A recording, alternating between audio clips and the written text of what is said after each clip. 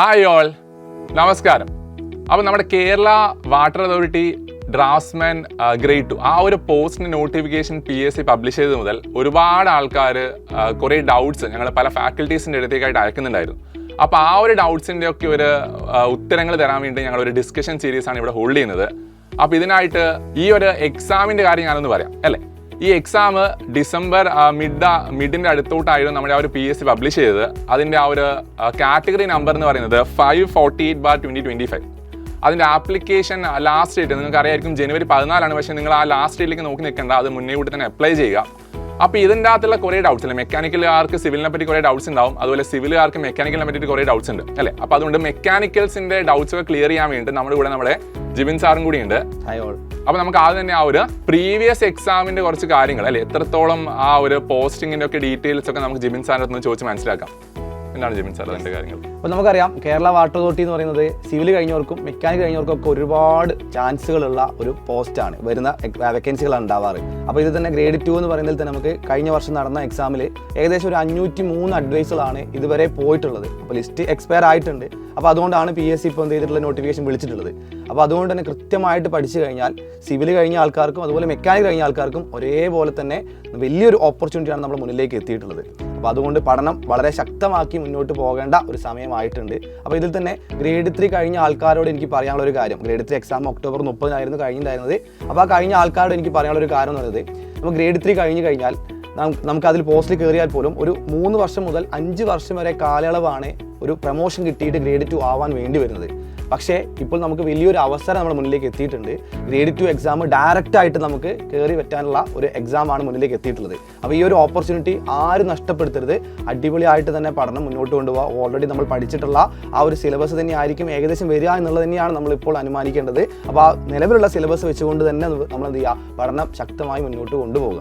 അപ്പോൾ ഇതിൽ വലിയൊരു ഡൗട്ട് വരാൻ സാധ്യതയുള്ളത്, ഇപ്പം നേരത്തെ പറഞ്ഞ പോലെ ആ സിലബസിൻ്റെ കാര്യം നമ്മൾ പറഞ്ഞിട്ടുണ്ട്. ആ സിലബസ് തന്നെ എങ്ങനെയായിരിക്കണം പഠിക്കേണ്ടത്. മെക്കാനിക്കൽ കഴിഞ്ഞു, അതുപോലെ തന്നെ സിവിൽ കഴിഞ്ഞ ആൾക്കാരും ഇതിൽ കോമ്പറ്റ് ചെയ്യുന്നുണ്ട് അല്ലേ. അപ്പോൾ അങ്ങനെ ആ കോമ്പറ്റ് ചെയ്യുന്ന ആൾക്കാരുടെ ഇടയിൽ ഇപ്പോൾ മെക്ക് കഴിഞ്ഞ ആൾക്ക് സിവിൽ എങ്ങനെ പഠിക്കണം, അതുപോലെ സിവിൽ കഴിഞ്ഞ ആൾക്ക് എങ്ങനെ മെക്കാനിക്കൽ പഠിക്കണം എന്നുള്ളതിനെക്കുറിച്ച് വലിയൊരു ഡൗട്ട് എല്ലാ കുട്ടികളും ഒരേപോലെ നമ്മളോട് ചോദിക്കുന്നുണ്ട്. അപ്പോൾ അതിനെക്കുറിച്ചുള്ള ഒരു ധാരണ ആക്കുക എന്നുള്ളതാണ് നമ്മൾ ഈ ഒരു സെഷനിലൂടെ ഉദ്ദേശിക്കുന്നത് അല്ലേ. അപ്പോൾ അതുകൊണ്ട് നമുക്ക് അതിലേക്കൊന്ന് കടക്കാം. അപ്പോൾ സിലബസിൻ്റെ കാര്യത്തിലേക്ക് വന്നു കഴിഞ്ഞാൽ ഇപ്പോൾ മെക്കാനിക് കഴിഞ്ഞ ആൾക്കാർക്ക് സിവിലിനെ കുറിച്ചായിരിക്കും കൂടുതൽ ഡൗട്ട് ഉണ്ടാവുക. അപ്പോൾ അതെങ്ങനെയാണെന്നുള്ളത് സാർ ഒന്ന് ഡീബ്രീഫ് ചെയ്താൽ നന്നായിരുന്നു. അപ്പം സിലബസിൻ്റെ കേസ് പറയുകയാണെങ്കിൽ അല്ലേ, നമുക്ക് ഒരു 100 മാർക്കിൻ്റെ സിലബസ് നോക്കുകയാണെങ്കിൽ അതിൽ കോമൺ ആയിട്ട് വരുന്ന കുറേ കാര്യങ്ങളുണ്ട്. മെക്കാനിക്കലും അതുപോലെ സിവിലും ഒക്കെ പഠിച്ച ആൾക്കാർ രണ്ട് ഗ്രൂപ്പ് ഓഫ് ആൾക്കാരും പഠിച്ചിട്ടുള്ള കുറച്ച് സബ്ജക്ട്സിനകത്ത് വരുന്നുണ്ട് അല്ലേ. അതിൽ നമ്മുടെ ഏതൊക്കെയാണ്, ആ ഒരു ബേസിക് എഞ്ചിനീയറിംഗ് ഡ്രോയിങ് വരുന്നുണ്ട്, യൂണിറ്റ്സ് ആൻഡ് മെൻസുറേഷൻസ് വരുന്നുണ്ട്, അതിൽ ഓട്ടോക്കാഡ്. ഈ 3 സബ്ജക്റ്റുകൾ എല്ലാം തന്നെ എന്താണ് നമ്മുടെ ആ ഒരു 2 സ്ട്രീമിലെ ആൾക്കാരും പഠിച്ചാണ്. അപ്പോൾ ഞാൻ കൂടുതലും ആ ഒരു സിവിലുമായിട്ട് ബന്ധപ്പെട്ടുള്ള ആ ഒരു സബ്ജക്റ്റിൻ്റെ കേസ് പറയാം. അതിൽ സർവേയിങ് എന്ന് പറയുന്ന സബ്ജക്റ്റ്, അത് 9 മാർക്കിനാണ് നമ്മുടെ ആ ഒരു കഴിഞ്ഞ ഗ്രേഡ് 3 എക്സാമിൻ്റെ സിലബസ് പ്രകാരം വന്നിട്ടുള്ളത്. അതിൽ ബിൽഡിംഗ് മെറ്റീരിയൽസ് ആൻഡ് കൺസ്ട്രക്ഷൻ എന്ന് പറയുന്നത് 10 മാർക്ക് അല്ലെ, ഒരു വലിയൊരു മാർക്കാണ്. ബിൽഡിംഗ് ഡ്രോയിങ് ആൻഡ് എസ്റ്റിമേഷൻ, ആ 2 സബ്ജക്ട്സും കൂടി കൂടിയിട്ട് ഒരു 10 മാർക്ക് ഉണ്ട്. അതുപോലെ ഹൈഡ്രോളിക്സ് ആൻഡ് ഇറിഗേഷൻ എന്ന് പറയുന്ന ആ ഒരു സബ്ജക്ട്, അത് 9 മാർക്കിനാണ് നമ്മുടെ ആ ഒരു സിലബസ് പ്രകാരം വന്നിട്ടുള്ളത്.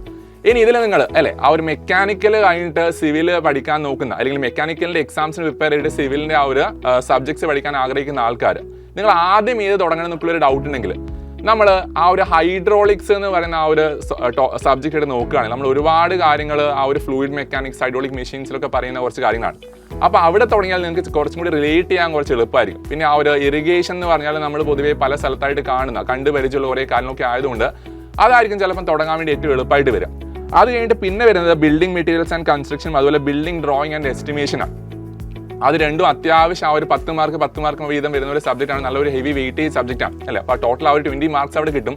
അതുപോലെ അത്ര കോംപ്ലിക്കേറ്റഡ് ആയിട്ടുള്ള കാര്യങ്ങളൊന്നും അതിൻ്റെ അകത്തില്ല. നമുക്ക് ഒന്ന് പഠിച്ചെടുത്താൽ ആ ഒരു വാല്യൂസോ അല്ലെങ്കിൽ അതിൻ്റെ ആ ഒരു കാര്യങ്ങൾ ഡയറക്റ്റ് ആയിട്ട് നേരവോ ടൈപ്പ് ക്വസ്റ്റ്യൻസ് മാത്രമേ അതിൻ്റെ അകത്ത് വരുന്നുള്ളൂ.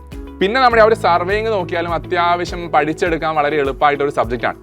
ഇതിൽ വലിയൊരു കാര്യം എന്ന് പറയുന്നത് നമ്മുടെ സിവിൽ എഞ്ചിനീയറിംഗിനകത്ത് നമുക്ക് കുറച്ച് കുഴക്കുന്ന ക്വസ്റ്റ്യൻസ് വരുന്ന ആ ഒരു സബ്ജക്റ്റിൽ ഒന്നും തന്നെ നമ്മുടെ ഈ കേരള വാട്ടർ അതോറിറ്റിൻ്റെ ആ ഒരു സിലബസിൽ അവർ കൊടുത്തിട്ടില്ല അല്ലേ. അപ്പോൾ അതുകൊണ്ട് ഒന്ന് കാര്യമായിട്ട് മെനക്കെട്ട് നിങ്ങൾ ആദ്യം മെക്കാനിക്കൽ സബ്ജക്ട്സ് പഠിക്കുക, അത് കഴിഞ്ഞിട്ട് ഒന്ന് കാര്യമായിട്ട് മെനക്കെട്ടാൽ സിമ്പിളായിട്ട് പഠിച്ചെടുക്കാൻ പറ്റുന്ന സബ്ജക്റ്റിലൊക്കെ തന്നെ സിവിലിൻ്റെ അകത്ത് അവിടെ വരുന്നുള്ളൂ, റൈറ്റ്.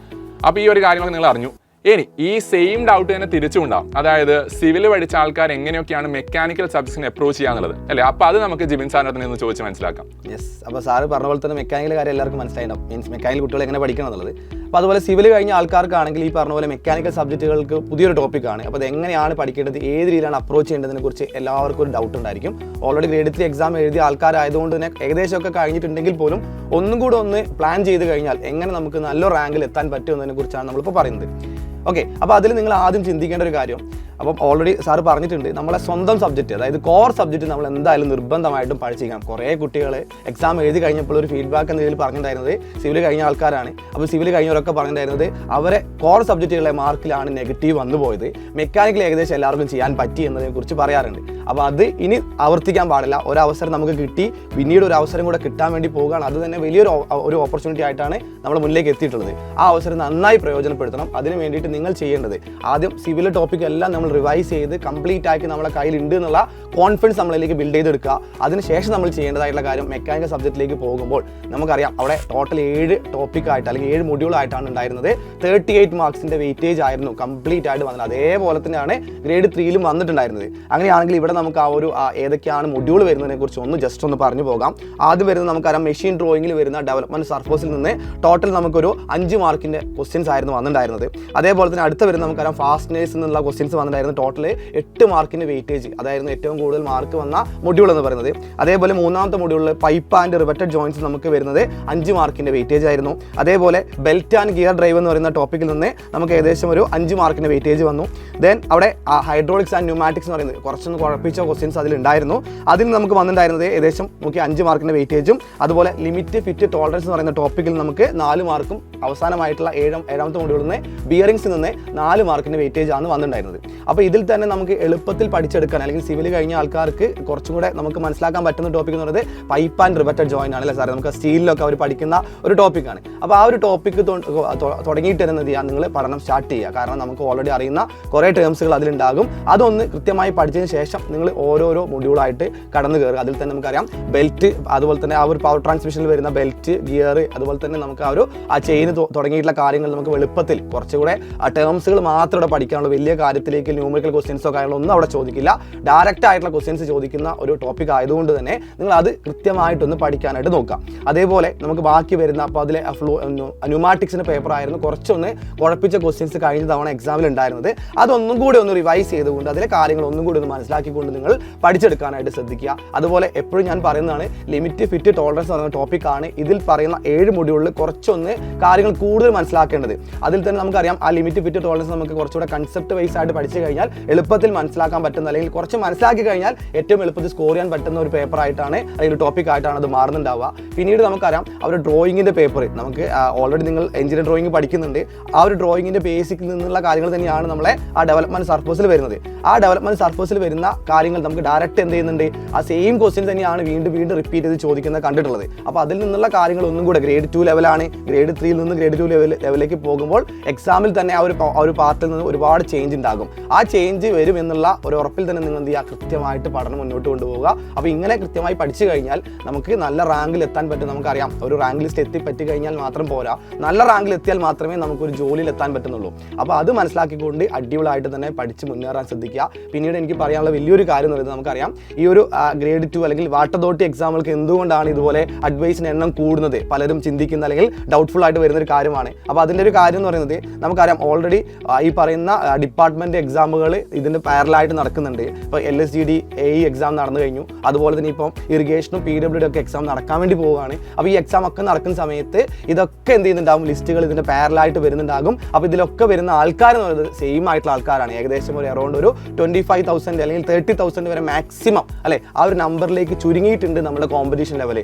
അതിൽ തന്നെ കൃത്യമായി തന്നെ നന്നായി പഠിച്ച് എഴുതുന്ന ആൾക്കാരുടെ എണ്ണവും അതിലും കുറവായിട്ടാണ് കാണുന്നത്. അപ്പോൾ അങ്ങനെ ഉള്ള ഒരു കോമ്പറ്റീഷൻ ആയതുകൊണ്ട് തന്നെ നിങ്ങൾ നന്നായി പഠിച്ചു കഴിഞ്ഞാൽ നല്ല രീതിയിൽ മാർക്കിലേക്ക് സ്കോർ ചെയ്യാൻ പറ്റും. അതിലൊരു ബുദ്ധിമുട്ടും ഉണ്ടാവില്ല. അപ്പോൾ ഇത്തവണയും ഈ പറയുന്ന അഡ്വൈസിൻ്റെ എണ്ണം നമുക്ക് കൂടിയാലുള്ളൂ, കുറയാനുള്ള സാധ്യത വളരെ കുറവാണ്. കാരണം ഓൾറെഡി നമുക്കറിയാം നോളജ് അഡ്മിനിസ്ട്രേഷൻ്റെ ഭാഗമായിട്ടുള്ള പുതിയ വേക്കൻസികളും പ്രൊമോഷന് വരുന്ന സമയത്തുള്ള വേക്കൻസികളൊക്കെ വരാൻ സാധ്യതയുണ്ട്. അപ്പോൾ അതുകൊണ്ട് ആ രീതിയിൽ തന്നെ പഠനം മുന്നോട്ട് കൊണ്ടുപോകും. അപ്പം സിവിൽ കഴിഞ്ഞ ആൾക്കാർക്കും മെക്കാനിക്കൽ കഴിഞ്ഞ ആൾക്കാർക്കും ഇതിലും വലിയൊരു ഓപ്പർച്യൂണിറ്റി നമുക്ക് ഇനി കിട്ടാനില്ല. അപ്പോൾ ആ ഒരു അവസരം മനസ്സിലാക്കിക്കൊണ്ട് ഇനിയുള്ള ഒരു 7 മാസമാണ് നമ്മളെ ജൂലൈ സെപ്റ്റംബറിലെ സ്ലോട്ടിലാണ് എക്സാം നോട്ടിഫിക്കേഷൻ വന്നിട്ടുള്ളത്, അല്ലെങ്കിൽ എക്സാം നടത്താൻ വേണ്ടി പോകുന്നത്. അപ്പോൾ ജൂലൈ ടു സെപ്റ്റംബർ ഉണ്ട് എന്ന് കരുതിയിട്ട് സെപ്റ്റംബർ വരെ വെയിറ്റ് ചെയ്യാൻ നിൽക്കേണ്ട, ജൂലൈ 1-നായിരിക്കും എക്സാം എന്നല്ലേ, നമുക്ക് അങ്ങനെ ചിന്തിച്ചുകൊണ്ട് പഠിക്കാം അല്ലെ. നമ്മൾ എപ്പോഴും ഏറ്റവും ലേറ്റസ്റ്റ് ആയിട്ട് അല്ലെങ്കിൽ മീൻസ് എപ്പോഴും ആദ്യം നടക്കുന്ന ഡേറ്റ് തന്നെയാണ് ഈ എക്സാം എന്നുള്ള രീതിയിൽ തന്നെ നിങ്ങൾ എന്ത് ചെയ്യുക, പഠനം മുന്നോട്ട് പോവുക. അപ്പോൾ നമുക്ക് അങ്ങനെയാണെങ്കിൽ പോലും കുറച്ച് സമയം നമ്മളെ മുന്നിലേക്കുണ്ട്. അപ്പോൾ കുറേ കാര്യങ്ങൾ പഠിക്കാനില്ലെങ്കിൽ പോലും പഠിച്ച കാര്യങ്ങൾ വീണ്ടും റിവൈസ് ചെയ്ത് കഴിഞ്ഞാൽ മാത്രമേ നമുക്ക് നല്ലൊരു മാർക്കിലേക്ക് എത്താൻ നമുക്ക് സാധിക്കുള്ളൂ. അപ്പോൾ ഏകദേശം ഇപ്പോൾ ഗ്രേഡ് 3 എക്സാം കഴിഞ്ഞപ്പോൾ തന്നെ നിങ്ങൾക്ക് ഏകദേശം ലെവൽ നിങ്ങൾക്ക് മനസ്സിലായിട്ടുണ്ടാവും എങ്ങനെയാണ് ഇതിൻ്റെ എക്സാം പാറ്റേൺ, എത്ര മാർക്ക് എനിക്ക് സ്കോർ ചെയ്യാൻ പറ്റിയിട്ടുണ്ടെന്നുള്ളത്. അപ്പോൾ ആ ഒരു മിസ്റ്റേക്ക് മനസ്സിലാക്കിക്കൊണ്ട് വീണ്ടും ഒരു അവസരം കിട്ടുമ്പോൾ ആ അവസരം നന്നായി വിനിയോഗിക്കുക എന്നുള്ളത് മാത്രമേ നമുക്കിത് ചെയ്യാനുള്ളൂ. അപ്പോൾ അങ്ങനെ അടിപൊളിയായിട്ട് തന്നെ മുന്നോട്ട് പോകാനായിട്ട് എല്ലാവരും ശ്രദ്ധിക്കാം. ഓക്കെ, അപ്പോൾ നമുക്ക് ഈ പറഞ്ഞ രീതിയിൽ തന്നെ എന്ത് ചെയ്യാം, കാര്യങ്ങളൊക്കെ മുന്നോട്ട് കൊണ്ടുപോയിട്ട് ഈ പറഞ്ഞ മെക്ക് ടോപ്പിക്കുകളും സിവിൽ ടോപ്പിക്കുകളും ഒരേപോലെ ഒരേ വെയിറ്റേജ് കൂടെ തന്നെ പഠിച്ചുകൊണ്ട് സ്വന്തം ബ്രാഞ്ചിലെ അല്ലെങ്കിൽ സ്വന്തം കോർ സബ്ജക്റ്റ് കയ്യിൽ നിന്ന് പോകാതെ പഠിക്കുക എന്നുള്ളതാണ് ആദ്യം തന്നെ നിങ്ങൾ ശ്രദ്ധിക്കേണ്ടത്. അത് നഷ്ടപ്പെടുത്തരുത്. അതിൽ നിന്നുള്ള ക്വസ്റ്റ്യൻസ് പൂർണ്ണമായിട്ടും എനിക്ക് കിട്ടണം, ബാക്കിയുള്ളതെല്ലാം നമ്മൾ ബോണസ് ആയിട്ട് ആ മാർക്ക് കൂടെ കിട്ടിയാൽ മാത്രമേ നമുക്ക് സ്കോർ ചെയ്യാൻ പറ്റുള്ളൂ എന്നുള്ള കാര്യം മനസ്സിലാക്കിക്കൊണ്ട് അങ്ങനെ തന്നെ പഠിച്ചു പോവുക. ഓക്കെ, അപ്പം ജിബിൻ സാർ പറഞ്ഞു അല്ലേ, നമുക്ക് ഒരു ഏകദേശം ഒരു 25,000 to 30,000 ആണ് ആ ഒരു കോമ്പറ്റീഷൻ്റെ ആ ഒരു ലെവൽ വരുന്നത്. ഇനി ഇതിൻ്റെ കൂടെ തന്നെ നമുക്ക് ഒരുപാട് പാരലായിട്ട് കുറേ എക്സാംസ് നമുക്കിനി ഹാർബറിൻ്റെ ഗ്രേഡ് 1 നടക്കാനുണ്ട് അല്ലേ, അതുപോലെ നമ്മുടെ LSTD ഗ്രേഡ് 3 എക്സാം നടക്കാനുണ്ട്, അതുപോലെ നമ്മുടെ കുറേ എക്സാംസ് ഒക്കെ നടക്കാനുണ്ട്. അപ്പോൾ ഇതിൻ്റെ അകത്ത് കുറേ കുട്ടികളൊക്കെ പറയുന്ന കാര്യം എന്ന് പറഞ്ഞാൽ നമുക്ക് ഓൾറെഡി ഈ സിവിൽ എക്സാംസ് അല്ലെങ്കിൽ അതുപോലെ മെക്കാനിക്കൽ സ്ട്രീംസിൻ്റെ കുറേ എക്സാംസ് പാരലി നടക്കുന്നതുകൊണ്ട് നമ്മൾ ഈ പറഞ്ഞ 2 സബ്ജക്ട്സും കൂടി വരുന്ന ഒരു എക്സാമിന് പഠിക്കാൻ നമ്മൾ അത്ര ഒരു ഇമ്പോർട്ടൻസ് അതിന് നൽകുന്നില്ല രീതിയിലുള്ള കാര്യങ്ങൾ പല ആൾക്കാർ പറയുന്നുണ്ട്. അപ്പോൾ അതുകൊണ്ട് ഈ ഒരു 25,000 30,000 അകത്ത് തന്നെ ഈ ഒരു എക്സാമിന് വേണ്ടി മാത്രമായിട്ട് മെനക്കെട്ട് പഠിക്കുന്ന ആൾക്കാരുടെ എണ്ണം വളരെ കുറവായിരിക്കും. അപ്പോൾ അതുകൊണ്ട് നിങ്ങൾ ഈ പറഞ്ഞ ഒരു 500 അല്ലെങ്കിൽ അതിനേക്കാളും മേളിൽ അഡ്വൈസ് പോകുന്ന ഒരു എക്സാം ആയതുകൊണ്ട് ഒന്ന് കാര്യമായിട്ടൊന്ന് ഈ പറഞ്ഞ 2 മെക്കാനിക്കൽ ആൾക്കാർ സിവിലുള്ള ആൾക്കാർ മെക്കാനിക്കലും പഠിച്ചു കഴിഞ്ഞാൽ നമുക്ക് മിക്കവാറും നല്ലൊരു ഓപ്പർച്യൂണിറ്റിയാണ് ഈ ഒരു കേരള വാട്ടർ അതോറിറ്റി ഗ്രേഡ് 2 എന്ന് പറയുന്ന ആ ഒരു പോസ്റ്റ് നമ്മുടെ മുന്നിലേക്ക് വെച്ച് നീട്ടുന്നത്. അപ്പോൾ നിങ്ങളുടെ ഈ ഒരു ഡൗട്ട്സ് ഒക്കെ ക്ലിയർ ആയി എന്നുള്ളൊരു വിശ്വാസം ഞങ്ങളവിടെ വെക്കുകയാണ്. അപ്പോൾ നിങ്ങൾ ഡേറ്റ് ഒന്നും മറന്നു പോകരുത്. നമ്മുടെ ആ ഒരു എക്സാമിന് അപ്ലൈ ചെയ്യുന്ന ലാസ്റ്റ് ഡേറ്റ് എന്ന് പറയുന്നത് ജനുവരി 14 നിങ്ങൾ അപ്ലൈ ചെയ്യുക. അപ്പോൾ നമ്മൾ ഈ ഒരു എക്സാമിന് മുൻനിർത്തിക്കൊണ്ട് ഒരു ബാച്ച് ലോഞ്ച് ചെയ്തിട്ടുണ്ട്. അതിൻ്റെ ആ ഒരു ലോഞ്ച് ഡേറ്റ് എന്ന് പറയുന്നത് ജനുവരി 10 അപ്പോൾ നിങ്ങൾ ഉടൻ തന്നെ അതിലേക്ക് ജോയിൻ ചെയ്യുക. കൂടുതൽ ഡീറ്റെയിൽസ് നിങ്ങൾ 9995 100 എന്ന ഒരു നമ്പറിൽ കോൺടാക്ട് ചെയ്യുക. അപ്പോൾ ഓൾ ദ ബെസ്റ്റ്, നമുക്ക് ക്ലാസ്സിൽ കാണാം. അപ്പോൾ ഈ പറഞ്ഞ കാര്യങ്ങളെല്ലാം മുൻനിർത്തിക്കൊണ്ട് നിങ്ങൾ എന്ത് ചെയ്യുക, നിങ്ങളെ പഠനം അടിപൊളിയായിട്ട് മുന്നോട്ട് കൊണ്ടുപോകുക. അപ്പോൾ നമ്മൾ ജനുവരി 10 നമ്മൾ ക്ലാസ് സ്റ്റാർട്ട് ചെയ്യുന്നുണ്ടാവുക. അതിന് മുന്നേ തന്നെ നമ്മൾ ആദ്യത്തെ ക്ലാസ് തൊട്ട് തന്നെ നിങ്ങൾ എന്ത് ചെയ്യുക, ക്ലാസ്സിലേക്ക് എത്താനായിട്ട് ശ്രദ്ധിക്കുക. ലൈവായിട്ടുള്ള ക്ലാസ്സുകളായിരിക്കും. അടിപൊളിയായിട്ട് നമുക്ക് പഠനം മുന്നോട്ട് കൊണ്ടുപോകണം, റാങ്കിലേക്ക് എത്തിപ്പറ്റണം. അതിൽ തന്നെ നമുക്ക് ജോലി കിട്ടുന്ന രീതിയിൽ തന്നെ നമ്മളെ പഠനം അടിപൊളിയാക്കണം. All the very best.